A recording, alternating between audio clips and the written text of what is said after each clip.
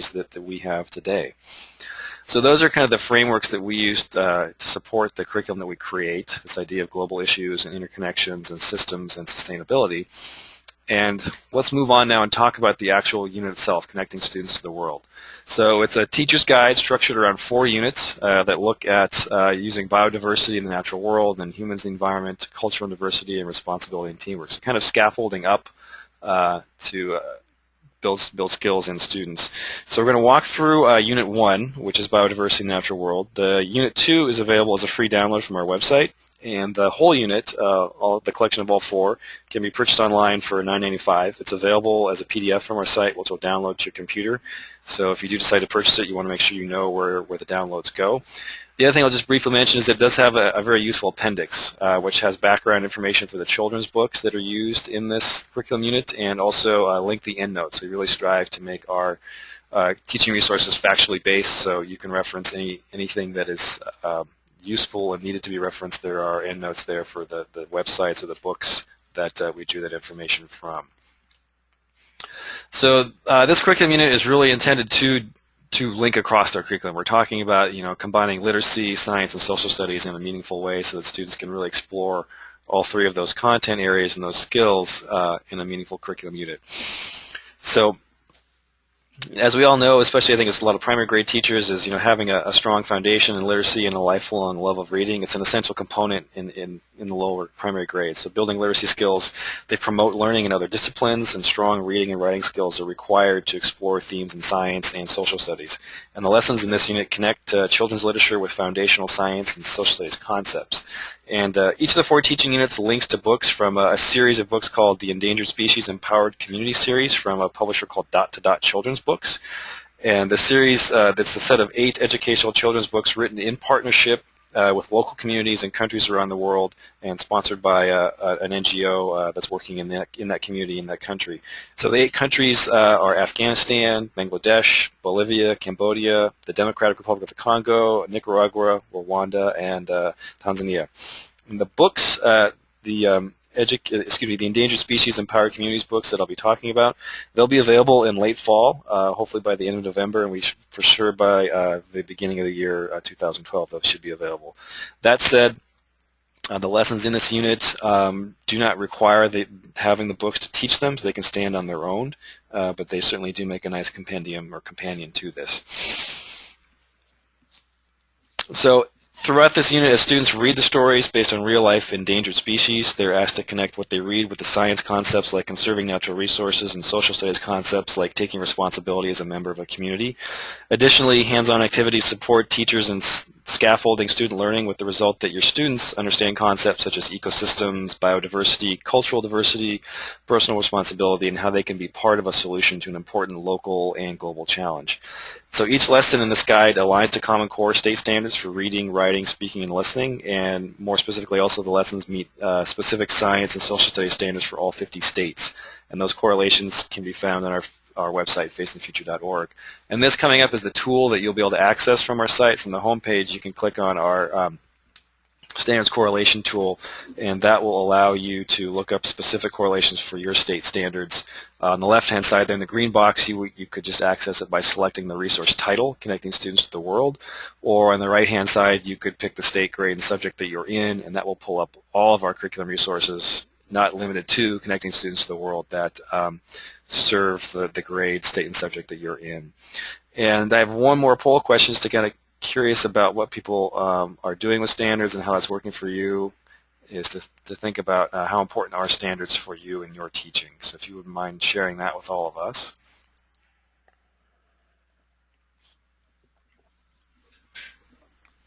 If you're in an independent school, this may or may not be important to you. If you're a non-formal educator outside of the regular classroom, this has a lot of different meanings for you. If you're a classroom teacher, I'm always curious to hear how it works for you also. So it looks like just about everybody has voted, and I'm going to go ahead and close this out and share it with everybody else.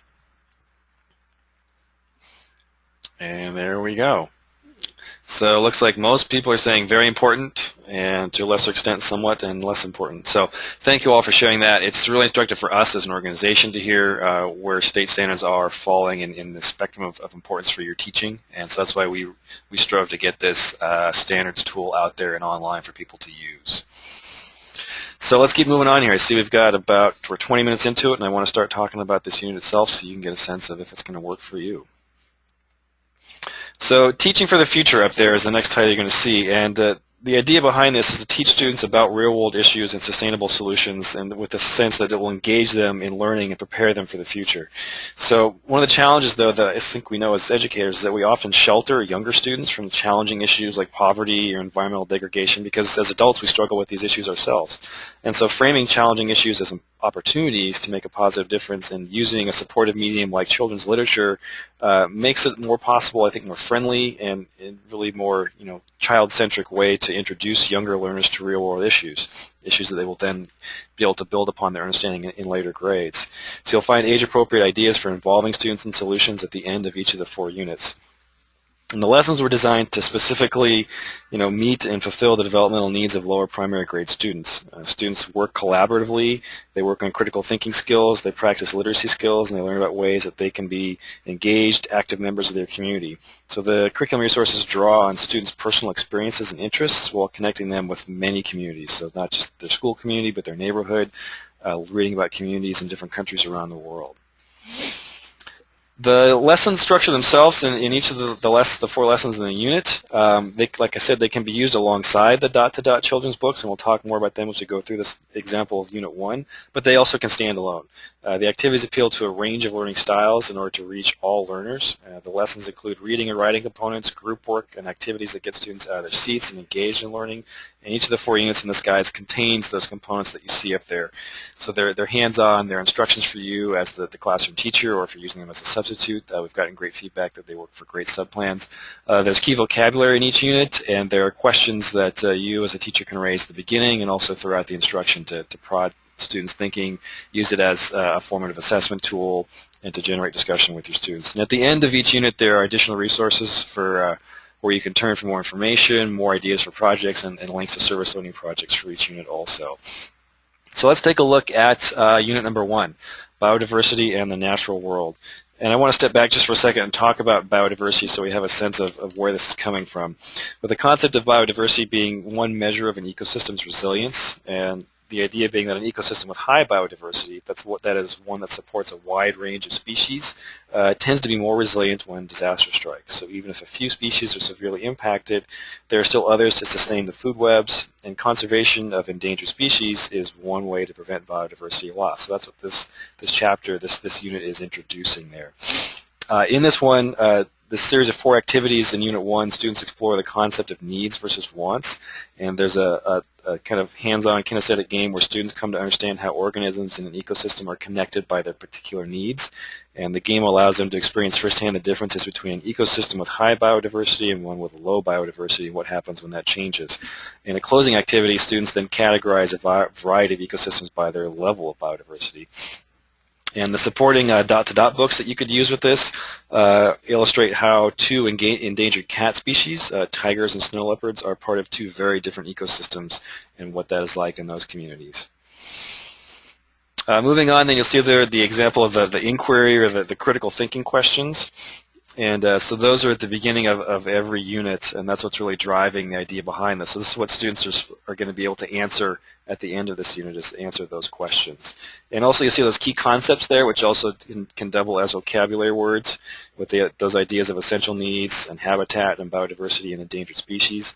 And then I'm not going to show it, but listing also in each unit, in the beginning of each unit, are the national standards alignments for the national standards for social studies and science, and also the national sustainability education standards. So the first activity in the first unit there is just dealing with just that, needs versus wants. And you can do this one of 2 ways. You can collect from your home or from your students, a whole slew of things that we have in our lives. So things like a cup or a bottle of water, fruit, be it bread, fruit, something like that won't spoil. Candy, books, toys, clothing, games, pieces of sports equipment, some kind of set of materials that you have in your own life. And the idea then is to ask students think about, what of these things do you need to survive, and to then guide students through that. If you don't have access to all those things, you can use the cards that are shown here as a way for students to guide through that. And the students can do this in a small group or as a whole class. And then they go through this thing about what humans need to survive, but then to think back and think, okay, well, what do animals need to survive? Do they need the same things that we do? Those really basic things like food and shelter? And could we as humans survive without other animals and plants? And to flip it around, could other animals and plants survive without us as humans? To think about where we fall in that spectrum of biodiversity and on the food chain, so to speak. So that's the first activity. The second activity then goes a little bit more in depth and is looking at biodiversity more specifically. And there are two different ways this can be done. We set this up for in the kind of younger grades, K through 1, and grades 2 and 3, a little bit of depth as far as how students pair up. So there are 4 cards you see there, and students are given one of the 4 cards. And if you're a younger student in grades, kindergarten, first grade, you'd be asked just to pair up with a plant and an animal. And grades 2 and 3 are a little more developmentally appropriate, would be asked, pair up with a plant or animal that it depends on, with the understanding that students can then read the cards, have an understanding of interdependence. And then students are given the next step of figuring out, if the temperature rises over the years, how does weather affect plants? Because some of the information that's here is that some of these plants like cool weather and they can't survive in hot weather, and another one, the shrub with berries, likes hot weather and can't survive in cool weather. And if you look at the bird and the insect, they have a preference for what kind of plant it is that they like to eat. So this then sets students up for thinking about how is this going to change the biodiversity, how is it going to change the ecosystem if the temperature is rising over the years. So the next thing that happens then is students are asked to have those plants that wouldn't survive in hotter weather. So the flowering plant, for example, in this situation, would not survive in hotter weather. And so about a quarter of the class would then be asked to sit down. And the remaining of the class, the 3/4 that should be left, would then tally up, who's left and what does this mean for those plants and animals that survive. So if you were the insect that liked to eat the flowering plants, you're left standing by yourself, and what does that mean for you? So this is starting to paint the picture of what happens when you have species loss and how it affects biodiversity. The next step then is, again, we're going to introduce some more species, 2 plants and 2 mammals. And this part, you're going to remove about half of the name tags that were there for Part 1. So about half the students that had name tags from Part 1 are going to get these now. So you're going to have about 50-50 Part 1, Part 2 name tags. And then the students, again, are asked to pair up. And then they're asked to, again, think about what's going to happen if the weather keeps changing and keeps getting hotter, what's going to happen again. And then the students that are the members of the plant species that can't survive in cool weather, or can't survive in hot weather, are going to disappear. So, again, we're going to have a change in the biodiversity, and we're going to, again, think about, how are these animals going to be affected if biodiversity is changing because of the loss of plants. So that's the biodiversity game that is kind of in the middle of this unit. The next activity then is dealing with the 2 children's literature units, or books, I should say. And again, as I'd mentioned before, the books are complemented by these dot-to-dot children's books endangered species, empowered communities. And the first story there you see is When Honey the Tiger Flew, and that's written about from the perspective of tigers in Cambodia. And the second one there is When the Snow Leopard Dream, and that is about snow leopard in Afghanistan. So there are 2 books per lesson, and there are 8 books total, and those books should be available in the late fall, hopefully no later than the end of this year, at dot-to-dot-books.org. And as I said before, you don't need to have these books to teach the lessons, but part of each lesson does call upon the books to use, but there are also other books that you could use in addition to these that talk about Cambodia, Indo-Chinese tigers, or snow leopards, and Afghanistan as well. So for example, in the story When Honey the Tiger Flew, that's a story about a tiger that is trying to fish because its normal species of deer that it likes to usually prey upon is diminishing. It can't find any deer, so it turns to fishing. And in learning how to fish, it realized that cats don't like how to swim, so it learns how to dive into the water by watching a bird.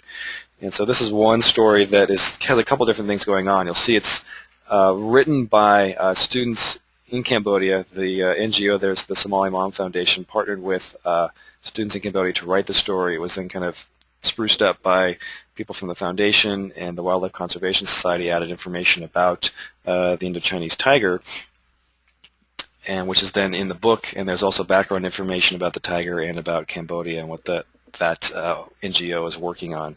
So it's a really, I think, unique package for especially primary grades teachers. We all know how important it is to have engaging literature for students, and these, I think, do a lot of different things as far as being culturally appropriate, introducing important concepts like biodiversity, talking about endangered species, and also talking about important work that a real-life NGO is doing in a country to address a particular issue in that country. So each of the 8 books deals with all of those things through a particular endangered species in that country.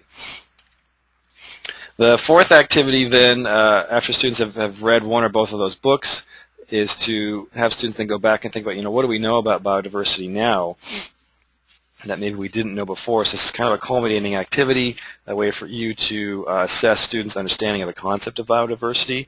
And so students are given a set of those 6 cards there, and asked to think about, is it easier to get your needs met when biodiversity is high or low, and call back upon that activity that we did previously with the plants and animals and with biodiversity decreasing because temperature was rising. So you look at those 6 pictures and you think, would it be easier to meet your needs in some of these scenarios or others? And you see there are 3 pictures that show relatively low biodiversity and 3 that show much higher biodiversity. The one that's interesting is the one that's in the second row to the right of the sea turtle. It's all green, so in some ways it looks like it's not very diverse, but if you have your students look closely, you notice that there's a whole host of species, plant species in that picture, so it's actually a very diverse ecosystem. It just happens to be a very green ecosystem. So students are asked to sort those. You can do this as a group, in pairs, or in teams, and then they're asked to sort them and then write pictures below, or write sentences below each one, or more in-depth explanations about this picture shows high or low biodiversity because, and to state their reasons for why they know the biodiversity is low or high and what the importance of that is. I want to show you now some of the background information that comes with each of these. So for example, this is the background information about the country of Afghanistan from the perspective of the book about the snow leopard that was used in the previous activity. So you're going to get information about the size of the country, those kind of basic things you're going to find in most atlases, but also some more interesting kind of cultural information about common foods, children's games, popular names, popular sports that relate to students of the ages that you'll be teaching this to. So that's kind of contained on the left-hand side there, and on the right-hand side, there's more in-depth information about the NGO in the particular country that was working with to create the book and the work that they're doing. So this one's talking about Help the Afghan Children, which is working to improve the lives of children through quality education, helping them become educated and healthy so they can contribute to their community. So that's educating boys and girls in Afghanistan. And that is, there's for all 8 of the countries, there is information like this in the back of the Connecting Students to the World book. And then also additionally, in the books, there's information about the particular endangered species that the book is about. So for example, the Indo-Chinese tiger is the species that was highlighted in the book about the flying tiger, When Honey the Tiger Flew. And so there's information there for you and your students. And then also another fun thing in these books is there's a picture of life in the country. So this is a picture of life in Cambodia in the book, which I think is a nice thing to have for students if it may be a first-time experience learning about a country. So it's, I think, culturally appropriate. It's an engaging picture to look at because there's a lot going on, and there's some information about what you're seeing and how it relates to that particular country. So this is offered in the back of each of these books, and again, these will be available in late fall, hopefully by the end of the year. So Unit 2, I should back up. We just stepped through Unit 1, so that is the whole rundown of how Unit 1 works there. And then we're going to talk about the next 3 units. I'm not going to go through them in depth because I realize you don't need to hear about it all the same over and over again. But I want to give you a sense of the whole package of what this curriculum unit has to offer and tell you about how you can get it and how you can use it. So Unit 2, for example, you can see there is talking about the next subject we're talking about, which is humans in the environment, so moving on from biodiversity. And just kind of set the stage for this one about the environment and natural resources, if we take the time to notice it or not, nature is all around us, and we rely on resources from the natural world to meet our everyday needs. And our interactions with nature, they go both ways. So as nature impacts our lives, we also impact nature, the whole natural world, and all of the ecosystems that we participate in. And our actions can both help and harm natural environments, including our own environment and environments that we may not actually live in, but we affect through our purchasing decisions or our actions otherwise. So by exploring these themes of interconnection and harming and helping nature through our actions, we can devise ways to live alongside and protect natural resources so that they're used sustainably for future generations to have access to them also. So in Unit 2, the first of the 3 activities, students consider how everyday items like water and wooden blocks are made from materials in nature. And the second activity then is a nature walk, where students go out in their schoolyard or somewhere else in their community to identify both natural and human-made materials and to think about how humans impact our environment and why it's important to protect these natural resources. And the stories from the Dot to Dot books are used to illustrate how 2 different endangered species, in this case mountain gorillas and sea turtles, are affected by human behavior.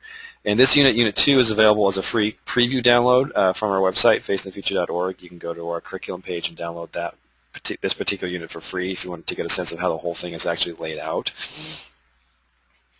Those are the critical thinking questions that you see up there. So really asking students to think about, how do we use these resources and how can we, safeguard them for future use. And those are the key concepts and also the vocabulary words that students are asked to think about in here. And I think it's important that these concepts are spelled out for students. There's, really in these early years setting the stage for future understanding of these so that they can have firsthand experience with these activities and these vocabulary words. They'll understand them better and their interconnections and importance as they scaffold up into later science and social studies coursework. Moving along then to Unit 3, we were shifting gears a little bit and bringing in the concept of culture to talk about that system and how that relates to culture and diversity. And we've already looked at biodiversity, so we're looking at a different kind of system, but looking at diversity from a different perspective. And so in this way, talking about culture, we're defining as being comprised of the experiences, the languages, the holidays, our music, our traditions, the foods that we share with others. So our culture is a part of who we are, but even within a single culture, each of us has a unique particular identity. And so learning to appreciate our own culture and learning about the cultures of others helps us recognize our commonalities, helps us understanding where our identity comes from, why we often have multiple identities depending upon where we are, and to celebrate that diversity and to also treat others with respect by understanding that we all share these commonalities and also have differences and why there are those differences. So the unit overview, the first of the 4 activities in this unit is designed to help students, kind of develop a definition of culture by viewing a variety of cultural images, and those are provided. During an engaging activity, students explore their commonalities and differences by looking at who they are and how they compare and contrast with somebody else in their classroom, or perhaps someone in their community if you want to take it outside the classroom. And the unit closes with having students interview each other to learn more about their own culture and the cultures of other students in the class. So it's an opportunity to create kind of a gallery of culture in your class. And the stories in this case from the Dot to Dot children's books are used to illustrate how our differences can be something to celebrate. The stories also introduce students to 2 endangered species, the lowland tapir and the chimpanzees.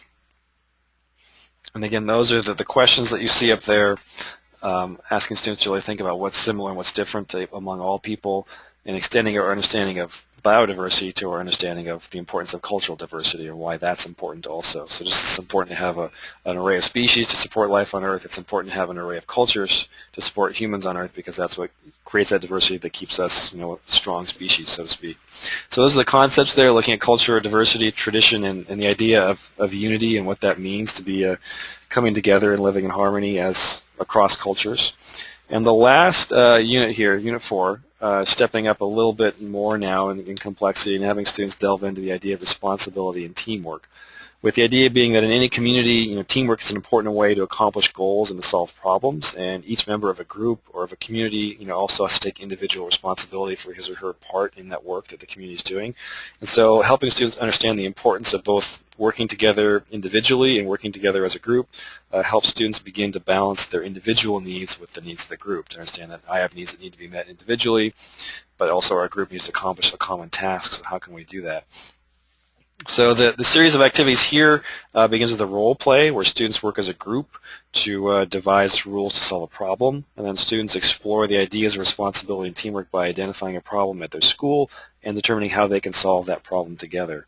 And in this unit, the Dot to Dot children's book stories highlight how teamwork can benefit individuals and groups. So we're using this literature to, again, make an example of how this teamwork can, what it can look like using the endangered species of the Ganges River dolphin and elephants in Africa. So that's the final unit there. So there's 4 units again, stepping through, looking at ecosystems, biodiversity, cultural diversity, and then responsibility and teamwork. So we're looking at systems from the natural perspective and also from the human's perspective, and looking at them from the scientific inquiry standpoint, but also a social studies standpoint of understanding what does it mean to be a responsible member of a community to contribute to it for its future well-being. And then let's move on because I want to get this. So there we go. Okay, so we've talked about the unit itself, a little bit more about us as an organization. Not only do we offer curriculum units such as connecting students to the world, we also offer a whole host of other things like global issues tours, classroom examples, and also ways for you to learn more about service learning in your community or nationally somewhere else. And the idea behind this is that you can go to our website, which you see a snapshot of right there. You can send your students or yourself on a tour on a particular issue, be it poverty, be it biodiversity, be it natural resource use. There are also what we call classroom examples. So you can learn about how other teachers are integrating global issues and sustainability into their coursework and how they're using particular face in the future resources. Many of them have put their contact information there if you want to contact them directly. And also, just like at the end of each unit in the Connecting Students to the World, we have information about service learning where you can link your students or your classroom to opportunities to do a service project or an action project in their classroom, in their community, or with a different group around the world. And that's all available at faceinthefuture.org. And this is just one of the many curriculum offerings that we have. We have a whole host of curriculum resources. So we offer teacher's guides for grades K through 12, dealing with supplemental math curriculum. We have another teacher's guide that I'll talk about more in a minute called Teaching Global Sustainability in the Primary Grades. We have student textbooks for middle school and high school. And we're also working on a student textbook for a full course for global issues and sustainability in high school social studies and science that'll be out in about a year and a half. And we have a lot of curriculum units. So many of these are free, which is of great help to us because it allows you as educators to access them. This particular unit, Connecting Students to the World, that we're talking about is not one of those free units, but it is available for the low cost of $9.95 on our website. And the one that might be of interest to a lot of people here today is Teaching Global Sustainability in the Primary Grade. So it's a teacher's guide also. It's similar in its intent of creating a scaffold for students to understand sustainability in the context of social studies and science. It starts with looking at introducing the ideas of culture and identity and moving up through the idea of systems and biodiversity. So it's really focusing on systems from different perspectives to scaffold their understanding for sustainability and those integration of global issues. This one also integrates children's music and literature, just like the unit we just talked about today, and offers many of the same opportunities for engaging student activities. And you can download the first chapter of this teacher's guide from our website also. And if you want to stay in touch with us, there's a couple different ways you can do it. That's our website, faceinthefuture.org. You can sign up for our e-newsletter, which we send out about 6 times a year, and you'll also get the option to get updates from us around new offerings that are coming out. Just briefly, we have a program called our Peer Educator Program, and that's an opportunity for educators who are familiar with our materials for you to share what you're doing with other classroom teachers, other educators around the world. So if you're going to be use the lessons in your classroom, you can apply to be part of our Peer Educator Program, where we can support you and reimburse many of your expenses for doing a workshop at a local or a regional or a national conference like the National Council for the Social Studies or National Science Teachers Association Conference or an International Reading Association Conference. We can reimburse your expenses for that. And lastly, there's going to be a couple surveys that you'll be getting. One is a survey at the end of this webinar, which I'll talk about in a minute, and also we send out an annual survey once a year, which is really helpful for us to get feedback from you as educators about what you need, what you're using, what you would like to have in the future, because of feedback like that, it's why we create resources like the one that we talked about today, Connecting Students to the World. And lastly, that's me, davidfacinthefuture.org. If you have any questions about what I talked about today, or if you would like to get a copy of the slides, I'd be happy to send you a copy of those. And after the webinar, as I said, there's going to be a brief survey that comes up. If you wouldn't mind taking the time to fill it out, I would greatly appreciate it. As a webinar presenter, it's really helpful for me because I don't get to see your faces. I don't get to talk with you very much. So if you have ideas for that, it would be great to hear those, and I would be happy to have that. And I'm seeing there are a couple questions here, which I'll take time to answer now. One says, what if we want to purchase a hard copy? Is that available? And unfortunately, we do not have hard copies available for this particular resource. We elected to make it just as a download only because it's more cost effective for us to get to people. We don't have to ship it. It is, more problematic on your end because if you do want copies of things, you have to print it out. Hopefully, though, you'll have ways to read that electronically, and then you also have really easy access to printing the handouts if you need to print those. A couple other questions it looks like that I'll try to answer here. One person has asked,